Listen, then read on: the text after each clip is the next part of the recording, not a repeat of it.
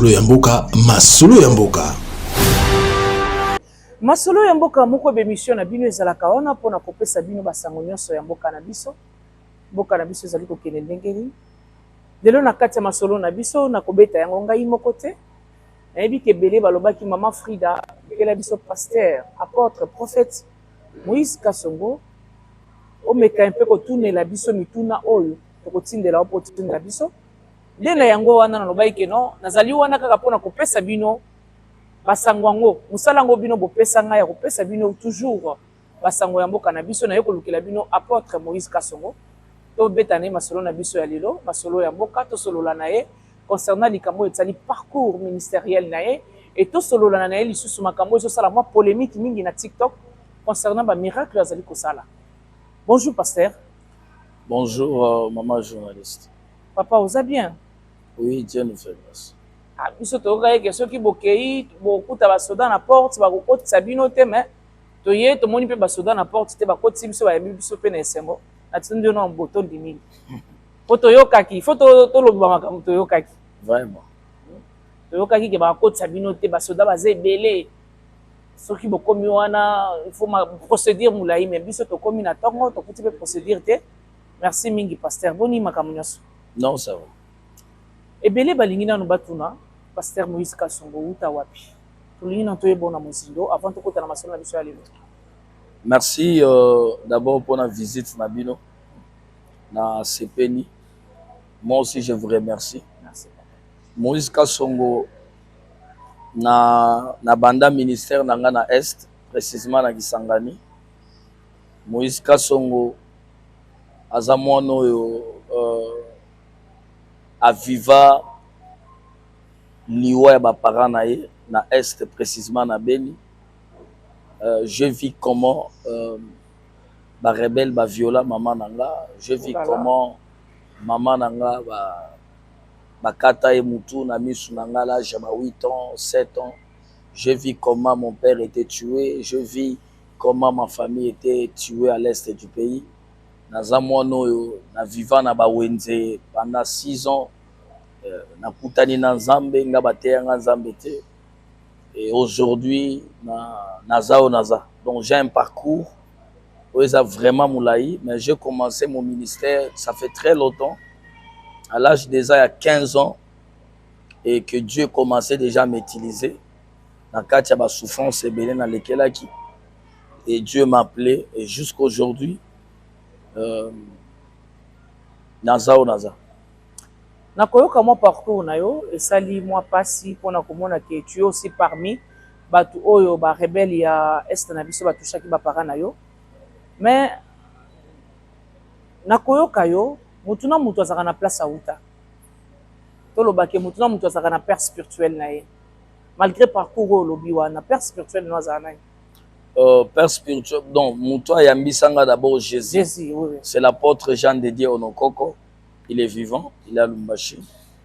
Mais Mouto vraiment encadré a impacté le ministère Nanga.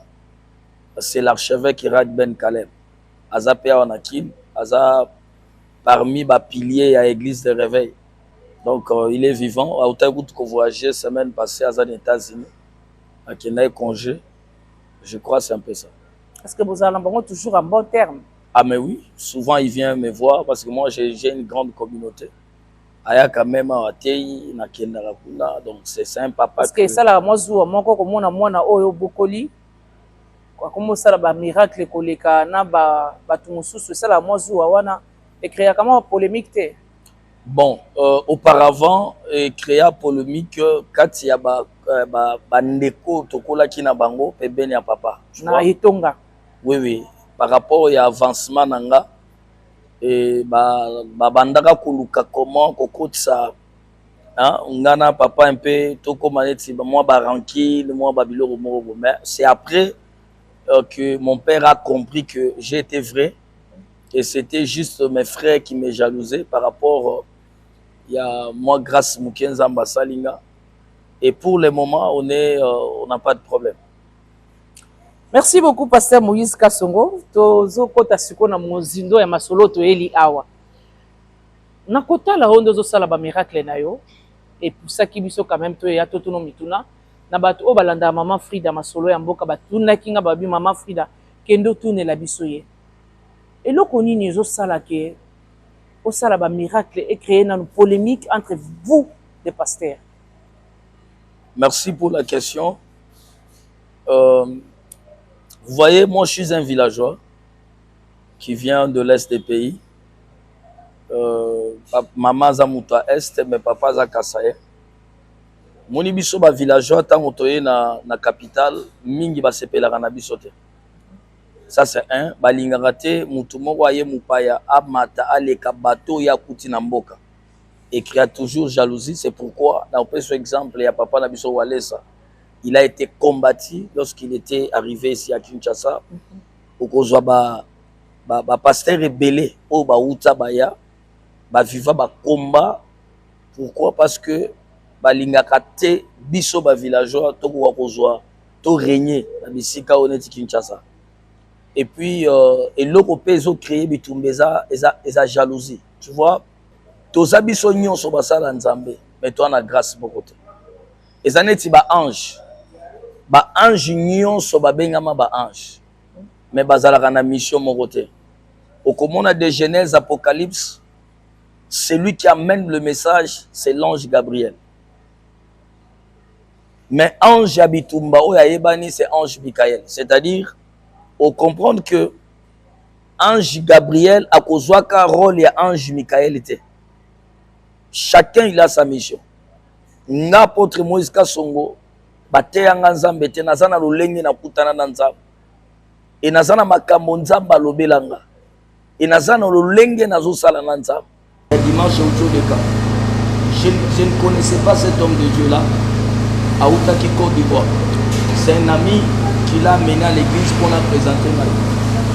Aoutaki na osala service qui appelle des fonds. Ma offrande nyonso esalami. Lorsqu'à matina cher apé église bote maloba bimisaki na monoko. Dieu m'a dit zwambongo nyonso ekoti journée lelo. Pesa pasteur atikelo bénédiction. Ouais, journée dimanche. Oui, je te dis tout. J'ai fait des appels de fonds. Na bandi na $500. Action de grâce. Vous allez voir des images. J'ai tout donné. Moi, je fais ce que Dieu me dit de faire. Ezalaka kaka mbongo pesi ou bien ezalaka kaka ezalaka mwa base kaka ba image oyebike. Nga na sala ka beste. Sala beste. Na sala ka beste. C'est pourquoi mutu nyonso koyoka na Kinshasa na kabela mutuka azwa yango. Mutu nyonso koyoka na Kinshasa ke na pambola ye azwa. Parce que biso to soka mbongo polele te vraiment lelo maman Frida Zabeli. Prophète Kasongo tozomona bato belé bazali ko accuser yo. Parce que moi, je ne peux pas confirmer ça. Balobi ozali aventurier, tu es escroc, aux faux prophètes. Pour moi, ce n'est pas du nouveau. Parce que même Yesu est mon corps. La finga est Belzéboul, mon konzi abademo. Yesu est mon corps. Baloba est tout le monde a moi si beaucoup andumba na parfum azo pangusa Yesu na makolo. Batu baloba mais comment Yesu a dit ça mon nzambe na bandumba bazo panguse parfait na makolo ba pesa Yesu ba kombo nyonso. Chez moi c'est pas du nouveau. Mutu nyonso aza na nzambe il faut fingama. Bible lobi ba ko sala bino koleka même o ba sala ba oyo ba précéda bino. To mona na Bible za na ba sala nzambe ba lapida bango ba kufa. To mona na Bible ba sala nzambe oyo Tosomona neti Jean-Baptiste a salani. Mais moi nazobina roi yebisie na ndengo bini otuti motema nanga sengange eloko nyonso ata katikati ya bokonzi na kopesa yo. Roi ndimi kotia bokonzi na ye Angers. Abi pesanga muto Jean-Baptiste. Si les gens m'insultent, c'est pas tout le monde, mais il y a des gens qui croient à moi. Soki kenga naza aventurier, je ne peux pas construire une grande communauté. Na Brazzaville, naza une église, Pointe-Noire, naza une église Amikete, pas moins de 500 personnes. Angola, naza une église. Afrique du Sud, Djobourg, Cape Town, naza une église. Kinshasa, awa naza au moins 18 paroisses. Paris, basi babandi intercession. Calamite, Souzo, Bimanasa. balobi eza bakisi osimbaki epa na bino yango wana wewe posala makambo wana. Je réponds d'abord. Un aventurier, les gens ne peuvent pas continuer à le suivre. Un aventurier, il y a des autorités de ce pays au babenga kanga pour na sala ba service pe bazobika na mboko. Ceux qui balobi ezakisi, c'est-à-dire nzamba sala ka soute. Ceux qui ezakisi, to kanga l'église. Ceux qui tozo tombola kisi, Satan, kenzambe. Les gens veulent nous dire que Satan, il a la puissance plus que Dieu. Tout ce que Satan fait, il est en train de copier Dieu. Qui c'est yango et comment effectivement, on dit parce qu'il y a des moments dans la pharmacie, na sombi, ibikap, na sombi, novaligine, na sombi, hermorope na belara. C'est normal. Donc, nazana kisi. Donc, on dit, on dit, que ça kisi. Na ya lisegite. Ah. Et puis na ndaku nanga nazana armoire moko na tchaka bakisi soki moi na beli na zui ba novaligine ba ibika butu fièvre ke koya. Prophète Kasongo, parlons des miracles aux sala vraiment moi nungu mingi na TikTok. Onga nazo sala te o nzamba zo sala travers. O nzamba zo sala travers. Très bien. O sala moi nungu mingi. To uta ki o mona la fois passée na bilili nzamba sali à travers moi miracle moko ba pasoli mbisi ba zumbongo na kati koto ba moni nganga ye okomisi ye nani bembe 10 mois nyonso wana ezali miracle ou bien ezali kaka nde ba misusu bazali koloba ke tu es un aventurier za bakisi na yo. Soki nga naza aventurier, c'est-à-dire apôtre Léopold Mutombo aza aventurier. Soki nga naza aventurier, c'est que Jésus aza aventurier. Parce que Yesu nda banda makambo mbisi atindi Pierre akende koloba mbisi na mai bafongola babimisa mbongo na kati ya mbisi. Apôtre Léopold Mutombo, celui qui représente aujourd'hui le seul père qui nous reste, l'église des réveils. O atikali na puissance pe na miracle. Tomona bambisi ba magorodo ko bibana banzoto bato. C'est-à-dire il est pas aventurier. Ce qui bolobi eloko wana. C'est que na koloba na kati ya Bible apôtre Paul, il faut to passo la livre ya Paul. Ici quand nyonso Paul akoma na Bible, il faut to longola ngo na Bible to koki ote sous Paul te parce que Paul aza escroc. Pourquoi je dis ça? Parce que je vois dans la Bible lorsque Paul azokutana na Yesu, wana bazobengena nous sol, abanoke nekoboma bato. La Bible me dit akutani Jésus en colonne de feu, misuna ye akomi aveugle. Zamba tindi akutana na Ananias, et tant Ananias azobondela pona Paul, la Bible me dit les écailles tomba dans les yeux de Paul. Bekai yambis et kobima na miso mutu ndenge nini. C'est-à-dire Paul aza escroc, ngape na koteyaka sous Paul te. Comme on a commis escroc, c'est-à-dire Paul pas escroc. Si tu n'as pas soko komi nanu na niveau wana te, kolinga to critiquer bato ba komi na niveau wana. Donc pour na yo ezali mutema likunya parce que bato wana ba komi na niveau oyo zate. Problème eza ya ngolu. OK. Nanzo pe ce exemple maman. Un jour j'ai vu une dame qui me dit, qui disait à son frère, à sa sœur, tout est vanité. Tokokufa tokotikango. Ozolanda. Ngaya ta naza mobola me nazo bunda na kota bogonzalol. Je lui ai posé la question. Toi, tu n'as pas droit de dire que tout est vanité. Bozotan la Bible mabe. Celui qui peut dire que tout est vanité, c'est celui où il a sa vivre d'abord bonheur à mokili, à vivre makama mokili, ndako koloba que tout est vanité. Soki Salomon comme qui n'a point ou David ya koloba que tout est vanité parce que au Talina il avait combien de femmes, il avait combien de or, il avait combien de biens, il était devenu fort et riche. A trouvé que nyonso muto alukaka na mokili asi na zui. A trouvé que tina nango susu ezate. C'est quand il a dit tout est vanité. Qu'est-ce que je voulais dire par là? Soko komina na niveau bongo boete ko critiquer bato bazana niveau wana te. Peut-être jour yo kokoma, okosala makambo mususu kutu bango basala te. Les problèmes na kosenga na bandeko na biso basala nzambe totika jalousie eza mabe. Soko moni moninga azo évoluer, luka wa approcher ye oyeba pourquoi il évolue, pourquoi il a réussi. Aluka kanzambe lolengeni. Pourquoi bino na bino ba pasteur enwa na bino bato bozali censé ko l'ex exemple. Oyebi enwana eza en oyebi en eutaka wapi? Eutaka wapi pasteur? Lorsque mutu akomi un esprit ya konvier.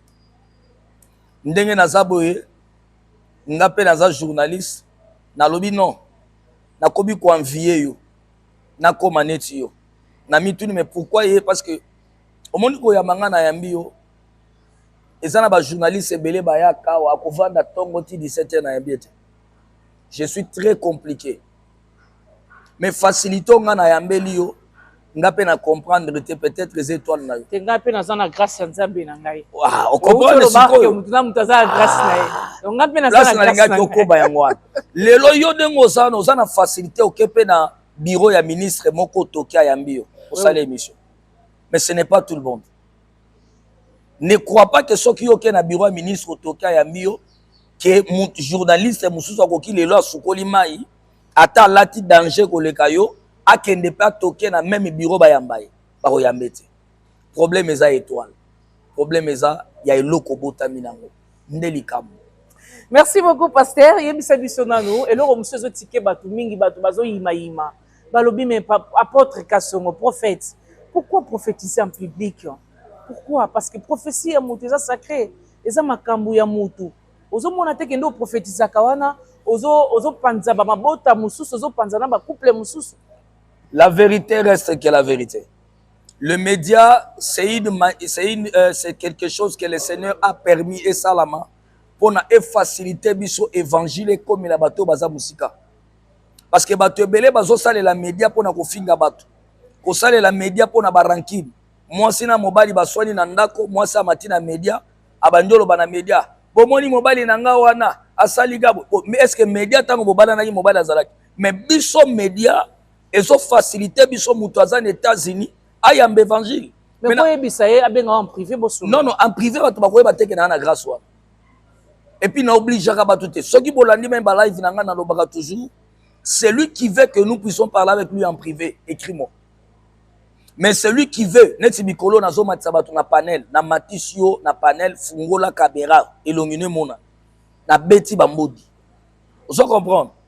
C'est-à-dire, prophétie la vérité. Nana ene loko asika. Beaucoup de prophètes à Kinshasa, soko yoza na problème. Bitumba moko zanango, prophétie za kami bale. Soit, famille maman no ezo bundisa yo, famille papa no ezandoki, mutu tsongo la zo lokayo. Ne prophétie sikala mais ngana kotaka na mozindo parce que zana ba tebele le bazana ba problème ezate parce que baloka ki bango a des fois ya tambola ki mabe peut-être azwa ka mobali ya mutu peut-être alongola zemi ya mutu moko boy mutu ana lakela ya mabe. Il faut que je te dise la vérité ya mabe yo sala afin que otika yango tubela pono zwa délivrance malamu ko kotambola na nzambe. Ndo so mona ba yininga pourquoi azo panza ba non panza ba tout ba yinio makasi ba lobi ozo panza ba couple ba tout mama ozo bimisa ba secret professionnel mususu ya ba tout parce que na tindo ce que ozali vraiment na posa oyebisa mutu ba prophétie na ye vaut mieux obenge na téléphone bo kutana na ye ou bien bo solula bio ça il est ba audio na WhatsApp qui est publié en plein air comme ça ba tebele bazo sepelate mama na dinga na sengelo komoko exemple na yamba mama moko on appelle Achi appel vidéo. Abi papa nazana mobile nanga wa mobile nanga kindumba azo wanga na kiabimaka na mwasi tel te papa il faut loba ngana zobo azo bima na ndako obi poto babenga na mibali lelo akolala na ndako nanga te mwasi alobi mobile ya community zoba mais tango natali na kitala tala molimo zoka nde mwasi pe abeta makaba plan et pas cousin na ye ce qu'on a tali que non azolinga benga na mobali ngape na loba vérité manga na bi mama yo mobali ya solo abimaka na fio na omoni na bite mama bozala donc na mitana chez la place yo pe babetaka yo pe pa cousin kombo ne tel coup toujours tel jour tel tala mobali pa tomboki babundi na bi dela esi bango bobunda so bosilisi bokobenga au moins te kopanzi libala batu apo yebisanga mabeni ya mwana batu bazo sepela te babio panzi libala batu mais yo olandi histoire te tu étais censé ya ko calmer na situation après yo ko solana mama mupanzi selon toi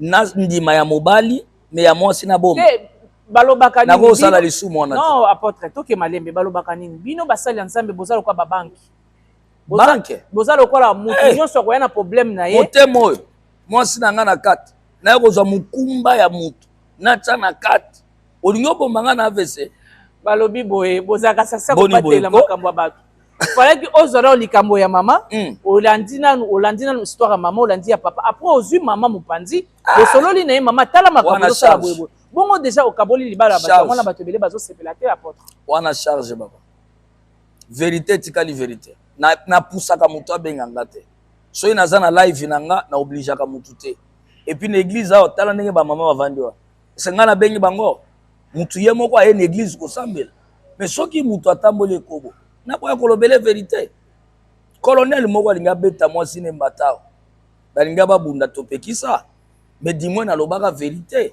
nayebisi baye na bana misato mwana moko ezaka makile esili depuis mwana botama 3 ans mwana avandaka kimia kaka une semaine e nalobi papa zamba azolakisa nga réalité mwana aza mwana no te papa colonel kona bina ndenge nini mama yo bota ye na mutu tel yebisanga lisumu na ngeza kutu colonel alelanga mabe pasi nalobaka vérité mais lelo mabala ebele ezopanzana bato bazoloba balobi ke bino baprophète boza la base ya makambo ebele okoki koyebisa bango nini parce que déjà makambo olobi oyo namoni déjà ke libala poto wana ekufaki nango déjà naloba vérité omoni te ke bato oyo bazoloba wana ke non boza la base ya mabala ebele na bafamille ebele ezokabwana concernant ka baprophétie bazali koloba vérité. Merci pour la question. Ma famille ebele ezobeba mpona bafaux prophètes, des faux prophètes qui montent des prophéties. Pour avoir l'argent, il accepte de dire que ton fils est sorcier, mais le fils n'est pas sorcier. Mais la vraie prophétie, oyata owangani na kopesa na jour bokenda na hôtel bokota. Kaka ndengo vandi na kopesa pe couleur. Eh papa ko bayanga tete to zali bosa ba caméra ko bayanga tete. C'est-à-dire eza na ndenge nini? Eza vérité, mais oyeza mabe ezande kokosa lokuta pona ko détruire famille. Mais quand tu dis la vérité, on détruit famille. Mais en français, balobi, toute vérité n'est pas bonne à dire, papa. Mais Bible peut lobby, un homme de Dieu ne peut pas parler de mensonge. Na kolanda français, na kolanda Bible. Balobi te koloba mensonge. Balobi o gérer bo mukie. Hein? Omoni to bona ba live na ozaka na frente na maloba na o. Balobi kaka o gérer moi mukie. Parce que ozocha bato belé na ba confusion zo chape bato belé la mikakatalo pasteur gérer moi mukie. Oyebi kutu makambo déjà efungwa ma. Te papa. Ngai ya wa bien. Te ngai ya wa te papa. Papa ngai ya wa te. Tozo ko bana ba solo la biso bala démission ba solo boka. Papa ngai ya wa te. Ba cameraman na nga ko prophétiser ba ko me ngai te. Te bango te. Ba mona na te. Ongane na so mona la miwa. Tokeni. Ngai ya wa te papa. To komi na suka masolo na biso pasteur, mais avant to sisa masolo na biso yebisa biso na. Avenir na bino to koti to moni ke ba église eze ebele. Bosala kandenge nini entre vous des pasteurs? Est-ce que bozana ba relation a bien? Nazo kumisa ote par rapport ya makamunde zoli ko kende na ba réseaux sociaux. To moni ke na mikolo za na top mingi. Ozo mona te créer lo non mama nungu na kati avenir. Bon, partout il y a les combats. Bible lobby elangeza munene. Mais ba ouvrier bazamuke. Ngai na mona kango mabete ndenge l'église ezebele. Tant on a eu koluka place, na s'attendait qu'il y avait beaucoup des églises. Et ce n'est pas moi qui étais venu chercher. Mukolo donc eza mutu. Mukolo lopango azan États-Unis. Na ndenge baluka pona to luka place ya kosomba tout ça wana nazali na bandal na ndenge toye aw. De mon côté, ce que moi je peux dire est que na yebi mitema ya batute. Mais na ngai Moïse na zwaka tante ya ko s'intéresser na la l'église à mutu et je évolue ndenge nini est-ce kazana batu ebele ou bien azana batu ebele te. Et puis na zabo na yebaka ta nombre na yebaka te soki nani azalaka na batu do na kipaka pete. Moi, quand je viens dans mon bureau, j'entre, c'est pour recevoir les gens, prier pour les gens. Nabimaka chaque jour na bureau, nanga soki nabimi avant c'est 18h. Mingi a deux fois na kena même 21h nazaka na bureau. Même place na vandaka et pas nanga. Il y a même ba voisin ya veni ba yebaka te ke ngande mukolo pa. Nazana moi nanga moko ya musala to benga ke Jamaïque aza munene mbinga libungu yende aveni mobimba bakanisaka yende mukolo lopango. Pourquoi? Parce que bamona kangate bakomone abimi libungu bien sengle bazopesa bonjour patron bakanisi ye.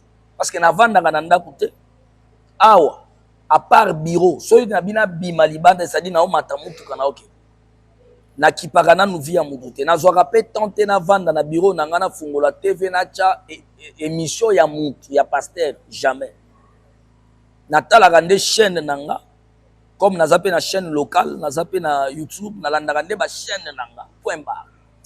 Merci beaucoup pasteur tokomi na suka mais totika na moi des questions moko kotuna yo en tant que prophète de la nation lelo quand même tata mokonzi ozomona makambo ezosala nungu likambo changement ya constitution point de vue na opeza nini concernant likambo wana. Je pense que nautai koloba Nikole Ocholeka na pesa prophétie pour na mokonzi ya mboka. Je peux encore répéter ça. Pourquoi pas papa? Na zwaka révélation na bandi ko sambela na zaka na retraite ba période wana. Na moni aigle azalaki na 3e montagne. Na moni azui drapeau ya Congo a longoli yango na place ezalaki. Na moni aigle a volé ti na 5e montagne. Aigle wana a telemi. Na tuni Nzambe tu veux me dire quoi? Le Seigneur me dit le bisa na peuple nanga. Le président Félix Tshisekedi Tshilombo azana mandat azande na mission. Non qui bien te? Azana mandat azana mission. Parce que moi te kozo créer sur ba polémique. Akosala au moins plus de 5 mandats. Ti mission na yekokoka. C'est-à-dire Dieu m'a dit nyonso ya kosala ata babumbisi yango ekosimba. C'est-à-dire nenga lobaki makambo ya changement constitution ata babumbisi yango ekosimba. C'est-à-dire azana bâton ya impossibilité. C'est-à-dire ce qui est impossible pour na yekomaka possible. Ce qui peut être difficile yeso ki atelemeli yango ata mupepeye neni faut komaka facile. Pourquoi? Parce que il a l'appui de Dieu. Et ce que ngana ko bisana bana Nzambe constitution bazo changer ngo te pour l'intérêt ya un individu. Parce que mokonzi mboka kotikala libela na kiti teza royaume te. Eza na jour wa kobima. Mais changement ya constitution eza pour na intérêt ya peuple congolais. Parce que eza na banani mususu na constitution o totanga o na jour moko na yamba avocat na ngazo atangelinga o nazo trouver que peuple congolais asa na intérêt te na bomengo nanu ya moko ya mboka. Ozo senti que ba étranger baza na intérêt que biso moko peuple congolais. C'est-à-dire il y a deux choses dans la constitution ce qui to change en côté to continuer toujours kotika la esclave il y a étranger. Et c'est pourquoi ngai apôtre Moïse Kasongo na communauté nanga des églises de la restauration par Jésus-Christ nous sommes derrière le chef de l'État pour nous soutenir. Apôtre Zolo babimbo mona boye balakaki déjà poste ceux qui sont concernés changement constitution c'est là même. D'abord kuna archevêque Jibaman pia bakendaka na ba réunion otikala omone elongi na ngate. Yo no peka bongo lobi ke tenga na bandola kisala elongi na ngate menazo zelaka mwa lipananga ma gâteau. To mona ngo. Na tikala kolia ta 100 francs mon côté ya gouvernement qui va faut défendre makambo ngwa changement. Mais c'est ça mon pays madame. To yeba ki te ko défendre ngo. Mais oyo nde mboka nanga na mboka mususu. Omona te ozo se créer les problèmes na ba opposants. Ko bazola iko landa biso. Opposant nini asa lisa bana nanga. Ah. Ba opposant nyonso bana na bango bazana poto ngamona nanga azazotanga na Kinshasa. Bo opposant nyonso wana bana na bango bazana poto basi basire bana na bango vi. Biso nde tozala kana pona kobima na balabala. Bana na biso bakufa. Bana na bango bazana bapoto. Pourquoi pas te tozala ki ake tobenga na kabila to luka mwana mboka. Lelo mwana mboka koti toyebi pa na bango na 10e rue. Kabila toyeba ke pa na bango te. Aveni na bango toyebi te. Tata mwasi na ye da yebi ete. Mengai na komema yo tie pa ba président Félix na 10e. Soki asali blague toke ko funda ye na 10e. Mais étranger toke lo fude wapi. Rwanda na yebi ba venir à Rwanda te. Pourquoi pas to soutenir mwana mboka? C'est que les étrangers. Ah, ngana sara pour kasi ndenge ni. Ngana eka pour autonomie. Na yo faut appuyer mokonzi mboka. Apôtre to komi na suka émission na biso mais mboto si émission na biso balobaki ke ba journaliste nyoso bayaka awo. korampaka bango biloko nyonso osalaka wana ezala nango ka pièce ya théâtre bomonte balobi yango nga na yo otuna yo babi ezalaka nango ka pièce ya théâtre bomontaka yaka na mbisi pasola libumu yango na yeleki kotuna yo so yo mpe ntango yawa te ngai na ye kotuna yo ti ngai na ye namoni na sisi na motuna na ngai ti eza na sisa balobi bajournaliste oyo balekaki awa oyo ayaki o nani ngango akomaki bembe oyo oyaka na mbisi $100 ebimi na kati babi eza pièce ya théâtre omontaki ya solo. Très bien. Nako répondre na question limbisanga batunaka journaliste te yo tango yawa je pense que tu m'as écrit hier. Tu m'as envoyé de vidéos na bengi yo s'est présenté na biso yaka lobi tango ye sois sincère nga na yo to préparer ba question préparer te otuni nga so ekutu na préparer ba question na bi na tuni o question préparer ba question lobi te to salaka ke émission na biso no bo libanda bo tsa ba caméra. C'est comme ça moi j'ai fait. C'est pourquoi yoki ezaka pona na aussi mba oto za journaliste mais nako toko sa l'émission à plusieurs fois tout wami baloko yawa oyo yoko yawa sombelanga koko ba pasola te kokoti kokoti o ba pasola te yaka nango yo moko somba na ko prier na sambeli to pasoli mbongo ebimi na kokoti